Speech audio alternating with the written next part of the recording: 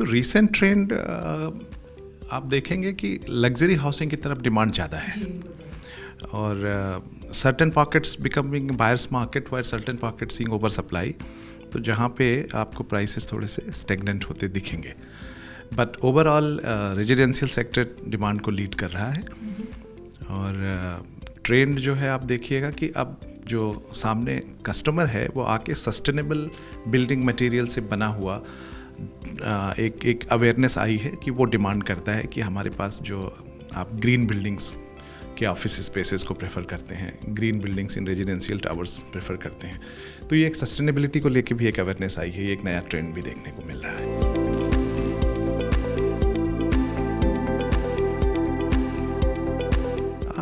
Actually इसको ना बहुत बड़ा पुश मिला है अभी इसी बजट में, और सिर्फ ग्रामीण आवास को ही नहीं बल्कि अर्बन पुअर के लिए dedicated 10 lakh crore has been allotted for developing prime minister urban Awas Yojana for 1 crore to address the need, housing need, affordable housing need of 1 crore urban poor.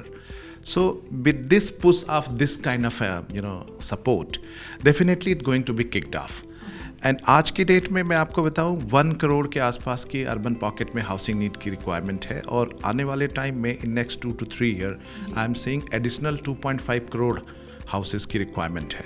So there is a huge demand and I am glad कि government ने 2.66 crore rural infra पे भी interest किया है in this budget, and that will lead to employment generation in rural areas, means more disposable income in the hand of the rural people. Therefore, the demand is going to come from the rural pocket as well as urban pocket.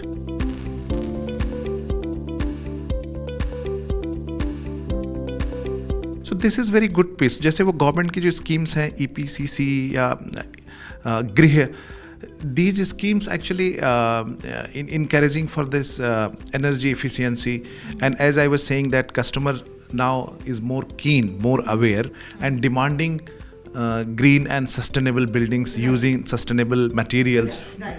Therefore this trend is going to be continue in future, even if little bit cost is high, customer is ready to pay. That's the basic shift in the customer demand, that they are demanding sustainable and they are ready to pay more for the bigger spaces, luxurious product.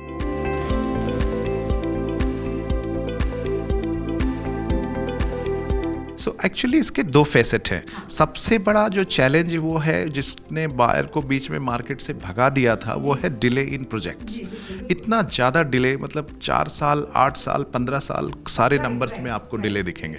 And now then it comes to stage when people stop buying, and now there are pre launches again starting, otherwise 2-3 year तो market में buyer ही गायब हो गए थे। And अब उसको address किया है गवर्नमेंट ने बहुत अच्छे से, and RERA is a path breaking reform in terms of real estate.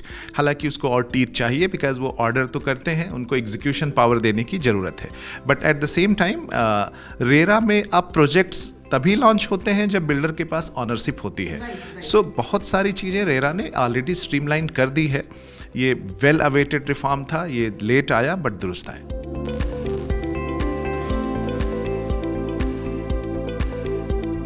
So RERA का इफेक्ट बायर्स पे ये है कि अब उसको ये कॉन्फिडेंस है कि हर जो अवेयर बायर नहीं था वो बस चेक लेके ब्रोकर्स की बातों में आ जाते थे।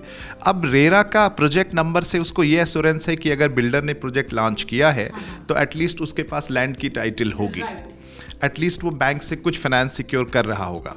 सो एक तो कस्टमर को सेटिस्फैक्शन, कस्टमर को एश्योरेंस मिला है, और from the industry point of view industry की क्रेडिबिलिटी बढ़ी है। जो लोग नाम खराब कर रहे थे या 10% पेइंग कैपेसिटी पे कि कस्टमर से चेक आ जाएगा और कैपेसिटी नहीं है और प्रोजेक्ट लॉन्च कर रहे थे, वो चीज़ों पे ब्रेक लगा है। तो एक तरह से इंडस्ट्री की ऑथेंटिसिटी रेरा की वजह से क्रेडेंशियल्स इम्प्रूव हुई है, जो कि एक बहुत अच्छी बात है।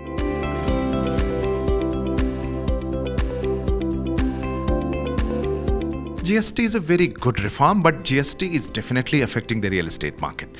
So home पे जो GST है which is okay, but I also see जो input ingredients हैं, for example सीमेंट है, स्टील है. अब सीमेंट पे या सीमेंट मैन्युफैक्चरिंग प्रोसेस में क्लिंकर यूज़ होता है, 28% GST है.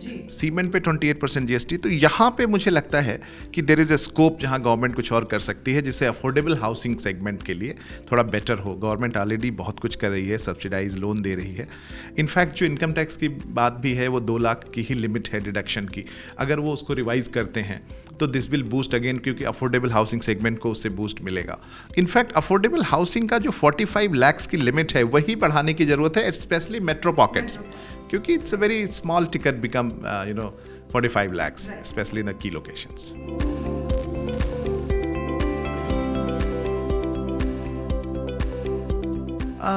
Biggest challenge Indian real estate sector में आई थिंक एक नहीं है, 2-3 है. एक तो ये आपका लैंड एक्विजिशन का रहता ही है. Land acquisition in any industry one of the biggest and wherever the land there is a dispute. So land का एक रहता है चैलेंज. प्रोजेक्ट अप्रूवल के लिए गवर्नमेंट ने बहुत कुछ स्ट्रीमलाइन किया है, नेशनल सिंगल विंडो सिस्टम लेके आए हैं. आई थिंक रेगुलेटरी इन्वायरमेंट को कोहेसिव करने की ज़रूरत है, और वहाँ पे गवर्नमेंट प्रोजेक्ट अप्रूवल्स में तो अब स्ट्रीमलाइन कर रहे हैं. लेकिन एक और है कि लेबर प्रॉब्लम, कोविड के बाद लेबर्स जो है वो शॉर्टेज हुई थी, और आने वाले टाइम में मेरे ख्याल से मोर टेक्नोलॉजी का इन्वॉल्वमेंट होगा, क्योंकि मैन पावर जितनी चाहिए एग्जीक्यूट करने के लिए, चाहे वो इंफ्रा कंस्ट्रक्शन इंडस्ट्री को जितनी मैन पावर चाहिए, तो वहाँ भी शॉर्टेज है. So couple of things. So I will say man power का बात कर लें, स्किल्ड मैन पावर की बात कर लें. ऑल्दो रियल एस्टेट सेक्टर में आप अनस्किल्ड भी काफ़ी यूज़ करते हैं. तो 2-3 चीज़ें हो गई. बट प्रोजेक्ट को, लैंड को लेकर के और उनकी जो अप्रूवल्स को लेकर के जो टाइमलाइन है, आप एक ईसी लेने जाते हैं तो 8 से 9 महीने लग जाते हैं. तो ये चीज़ें जो कि एक नेशनल सिंगल विंडो सिस्टम के थ्रू गवर्नमेंट फास्ट ट्रैक करना चाहती है. सो ये कुछ चीज़ें हैं जो ऑलरेडी वर्क हो रहा है, but these are the challenges on the land side, on the environmental approval side, or be it on skilling workforce and availability of the manpower.